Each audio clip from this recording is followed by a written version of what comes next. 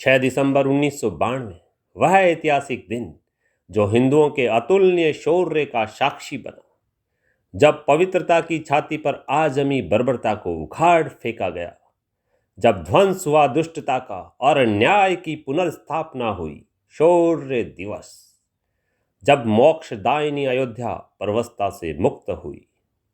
अयोध्या अर्थात वह भूमि जिसे युद्ध में जीता ना जा सके, क्योंकि यह कोई साधारण भूमि का टुकड़ा भर नहीं, भारत की आत्मा, भगवान श्री राम की जन्मभूमि है। वेदस्वस्त मनु द्वारा स्थापित इस भूमि ने देखा है महाराज सगर का ऐश्वर्य, राजा भगीरथ का अथक परिश्रम और राजा हरिश्चंद्र की सत्य निष्ठा। 5 जैन तीर्थकरों की जन्मस्थली बनी है अयोध्या। महात्मा बुद्ध, गुरु नानक, गुरु तेग बहादुर और गुरु गोविंद सिंह के पद चिन्ह भी अंकित हुए हैं अयोध्या की पावन भूमि पर। ऐसी पावन भूमि को जीतने का सपना लिए जाने कितने विदेशी आक्रांता चले आए, किंतु ये धरा तो अयोध्या थी, अजेय थी। भले सन 1528 में आतताई लुटेरे बाबर के आदेश पर उसके सेनापति मीर बाकी ने भगवान श्री राम का मंदिर तोड़कर उसे एक मस्जिद नुमा संरचना में बदलने का प्रयास किया, किंतु सहस्त्रों वर्षों की आस्था का वह बाल भी बांका नहीं कर पाया। भगवान श्री राम की ओजस्वी संतानें, उनके लाखों बेटे और बेटियां श्री राम जन्मभूमि की मुक्ति के लिए संघर्ष करते रहे। भाटी नरेश मेहताब सिंह, हंसवर नरेश रणविजय सिंह और पंडित देवीदीन पांडे ने 15 दिनों तक मीर बांकी से घमासान युद्ध किया। बाबर के ही काल में 4 बार अयोध्या की मुक्ति के लिए संघर्ष हुआ। हुमायूं के शासन में रानी जयराज कुंवरी और स्वामी महेश्वरानंद ने संघर्ष की बागडोर संभाली और 10 युद्ध हुए। अकबर के काल में तो 20 युद्धों का वर्णन मिलता है।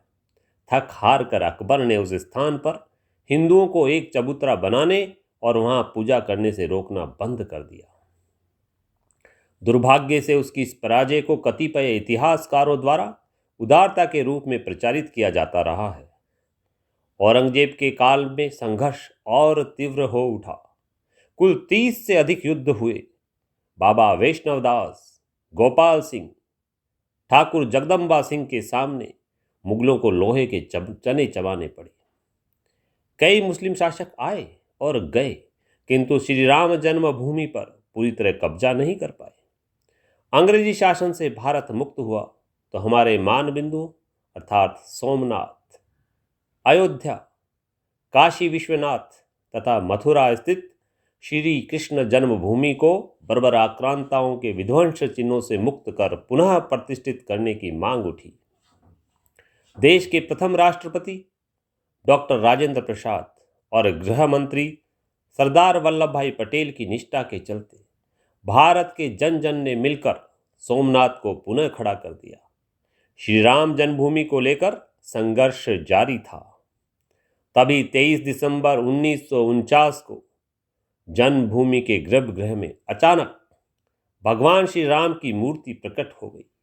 इसे हटाने के लिए राज्य शासन सन्नद्ध हो चुका था, किंतु तत्कालीन जिलाधीश के नयर ने मूर्ति हटाने से स्पष्ट मना कर दिया।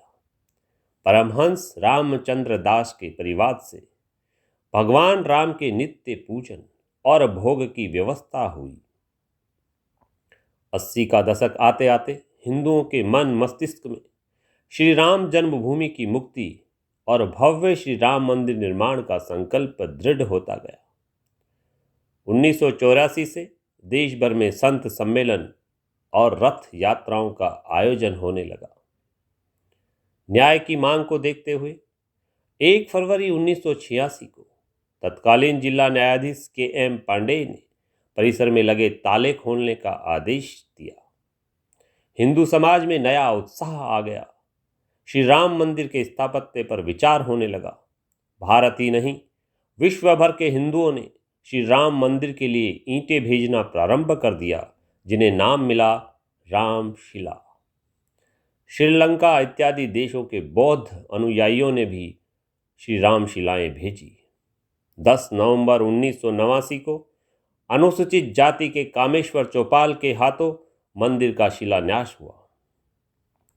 30 अक्टूबर 1990 को मंदिर निर्माण के लिए कार्य सेवा का निर्णय हुआ।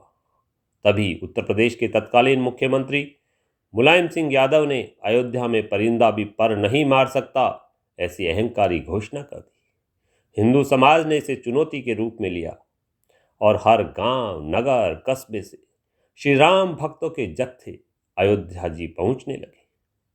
प्रशासन के आदेश से रेलें बीच में रोक दी गई, सड़क यातायात बंद कर दिया गया, सरयू में नावें उलट दी गई, पुलों पर कंटीले तार बिछा दिए गए। पर राम सेवक भी कहां रुकने वाले थे। वे खेतों और जंगलों के बीच से भूख और प्यास की परवाह किए बिना कई किलोमीटर चलते हुए अयोध्या पहुंचने लगे। कहां तो परिंदे के पर की बात हो रही थी और वहीं हजारों राम भक्त अयोध्या में आ जुटे थे। अयोध्या की जनता ने अपने घर इन राम भक्तों के लिए खोल दिए। अपरिचित लोग भी आपस में राम भक्ति के सूत्र से जुड़ गए। 30 अक्टूबर देवोत्थान एकादशी के निर्धारित समय पर कार सेवक जन्मभूमि की ओर निकल पड़े।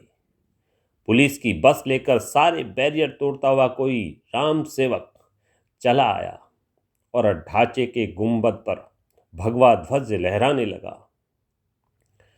अपनी ये हार तत्कालीन मुख्यमंत्री मुलायम सिंह को बर्दाश्त नहीं हुई और 2 नवंबर को दिगंबर अखाड़ा से हनुमानगढ़ी की ओर जाने वाली उस संकरी गली में सैकड़ों निहत्थे कार सेवकों पर गोलियां चलाकर विभत्स नरसंहार किया गया।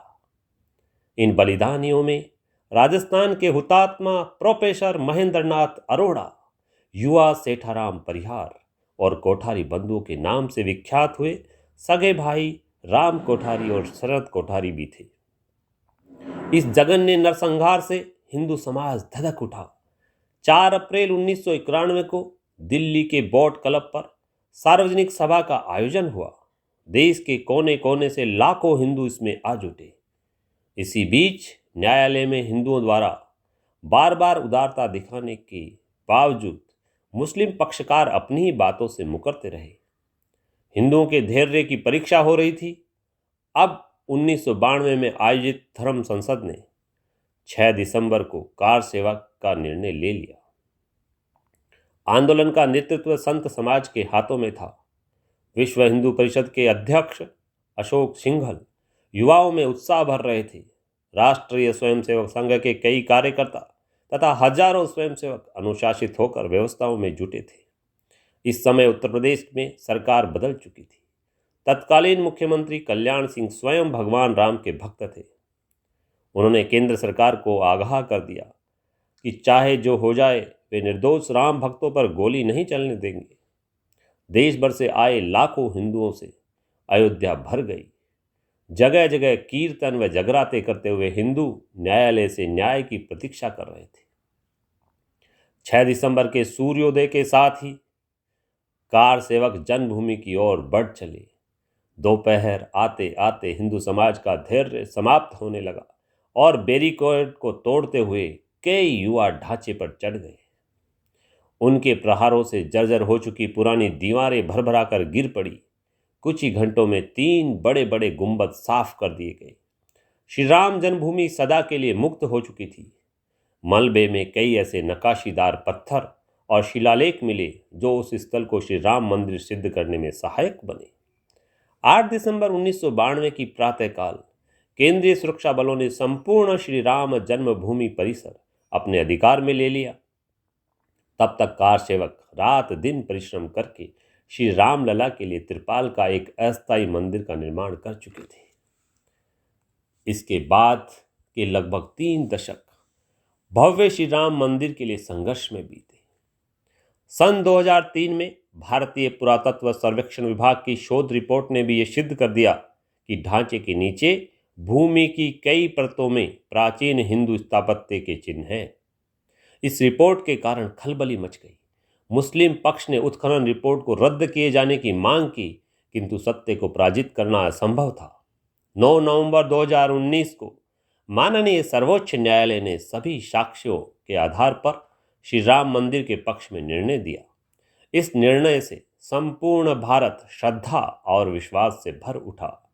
प्रत्येक हृदय में एक ही स्वर गूंज उठा, राम लला हम आएंगे, मंदिर भव्य बनाएंगे। वर्तमान में श्री राम जन्मभूमि तीर्थ क्षेत्र ट्रस्ट की देखरेख में जन्म स्थान पर भव्य श्री राम मंदिर का निर्माण चल रहा है। भगवान श्री राम भारत की चेतना का मूर्तिमंत रूप है। श्री राम के आदर्शों की स्थापना से ही विश्व का कल्याण संभव है। 6 दिसंबर को रामलीला के जन्म स्थान से बाबरी का कलंक मिटाने वाले हनुमंत रूपी कारसेवकों को हिंदू समाज बारंबार प्रणाम करता है।